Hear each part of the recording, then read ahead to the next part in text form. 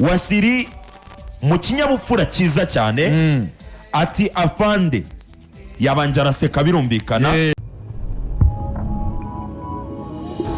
Abantu ndi kubona bari kuza cyane. Wasiri nibaze bumva ibyo Wasiri bamutangajeho. Wasiri tangaza mushiti wanjye Wasiri bamuvuze ikira nanjye ko ndi kwibaza icyo bamuvuzeho. Ejo bundi yariteretse turi kumwe ari hakurya avuga ati nanjye nta mukiba mfite ati reka yazanye umwarabu ati 11 bose n'abarabu muka turaje tuganire kuri Ceri ufunga baratareba ameze gutya areba hano ku ruhande abare nabone bagiye kwita no rukpa bazita simbona ni no rukpa ariko nkariyo bano bakirye bakura he ngewe reka nkubwire noneho umupira w'Inyarugenge yatangiye kuryoha cyane urumva ntago wafunga baro kuriya uri umusukuri uri bawura Jangwani nawe yahise atangaza Jangwani yatangaje aravuga ati tugiye kureba ataba abazungu nibabakanga ataba abazungu nabirwamagara tugiye ati baba kwirwamagara tugiye kureba shampiyona uyu mwaka w'imikino icyo mbabwiye ariko ishyamba rizashya ryongerera imeri sajangwa no bikida bwemera ngo nabirwamagara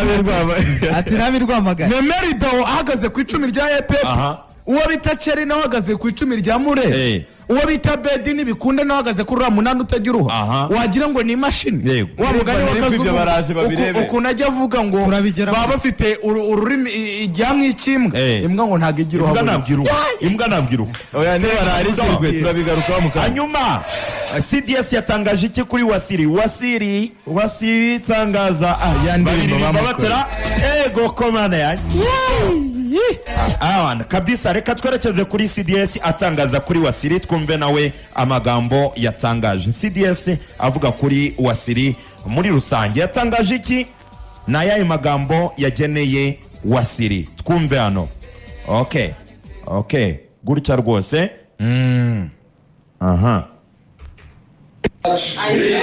uyivuka numvise rero umuntu mwazanye sinzi naho mwamukiye avuga ngo twagiye hariya ngo kwihisha kuko tutakuzuza stade nawe ntibanza wa mugari yari ubugari bwinshi ntiyareba abantu bari muri stade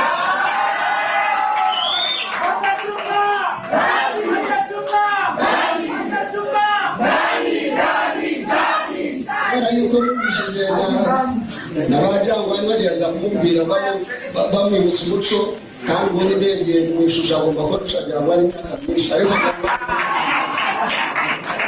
uzakubwira umugari muri stade kuryama muri stade ibintu byose bikaba n'ubu nabonye avuga ko ifunguro abafana ba PL bahaye abanyagicumbi ngo twari tungana gutya kandi buri muntu ariseva ibyo ashoboye narabe kumenya icyo ari cyo ikibazo afite ariko igisubizo akibaza abanyagicumbi baraza kukivuga kubera yuko n'abataraje kuri stade yahajya mu Murindi ubutumwa bwabagezeho kwa PL yari mu gice kandi bwabagezeho neza mubwire rero umuvandimwe uteye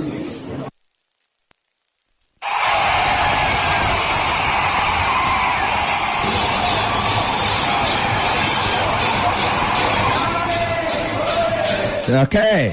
So barabyumva neza amagambo CDS yatangaje kuri Wasiri avuga ati umuvandimwe ngo ari ibintu yagiye atangaza ngo iki niki ati bite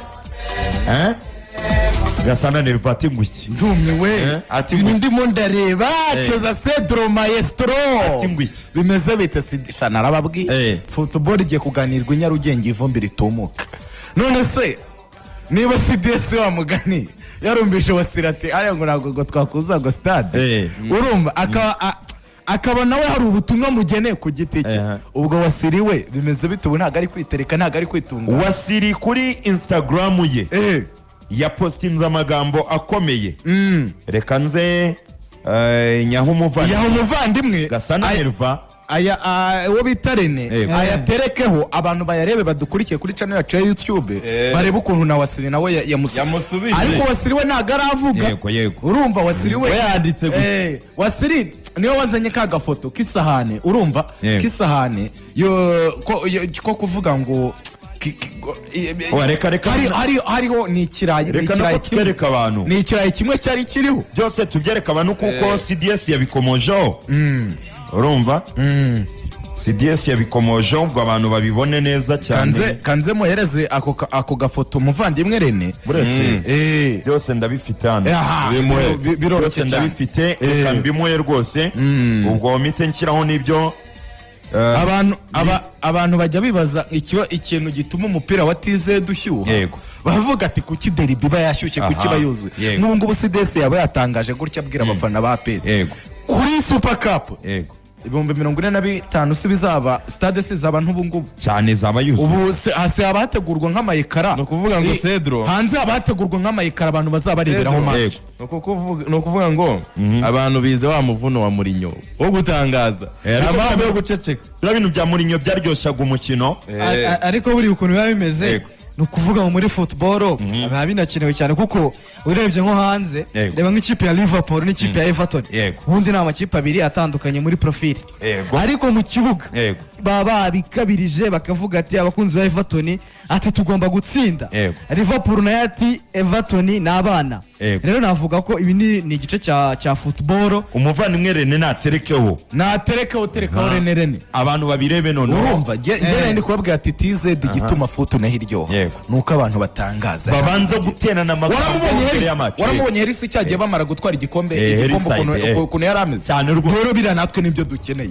Rero igikombe reyo uwo bita Muvunyi amanuke mu kibuga. Urabona ko engineer Herisi Saidi yahuye na President Tade mbere yuko Yanga ikina na Simba.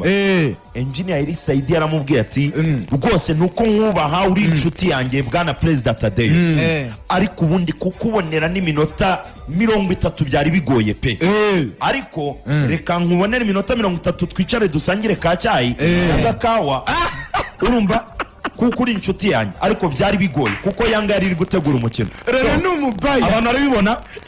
Dore aya ni amagambo ya mbere ya Wasiri yatangaje avuga ati mu ndebera uburyo ikipe yiyakiriye, ikipe ikize kurusha izindi muri Indonesia nuko igaburiye abayihebeye.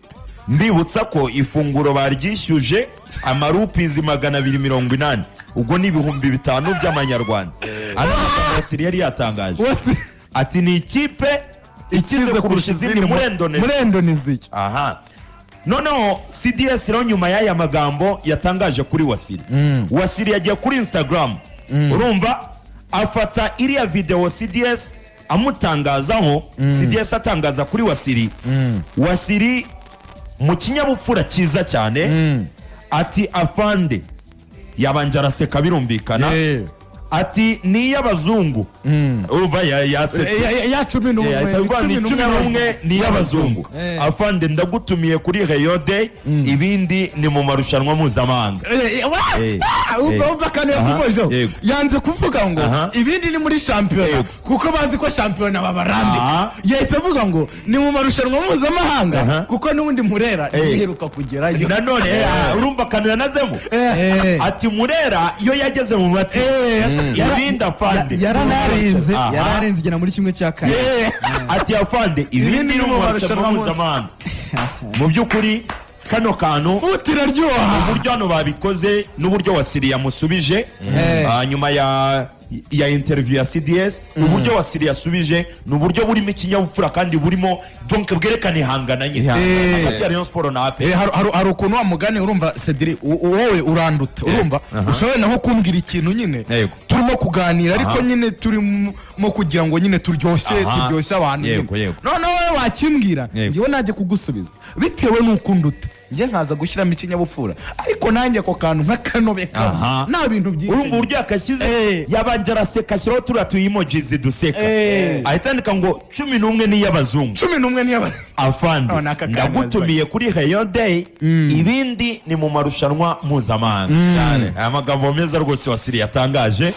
Ese bizagenda bite? Ninde uzaba ari mukuri? Ese ni APR, ese ni CDS na APR cyangwa ni Wasiri na cyangwa ni 11 b'abazungu cyangwa se ni kwa Jangwa ni 11 b'abazungu baturi kwamagana.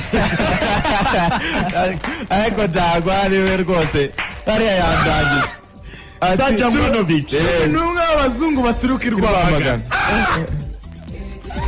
ubwo ni gutyo rero bimeze kuri APR Football Club. Hanyuma umwataka wavuzwe rero aba ari we twerekezaho, umwataka wavuzwe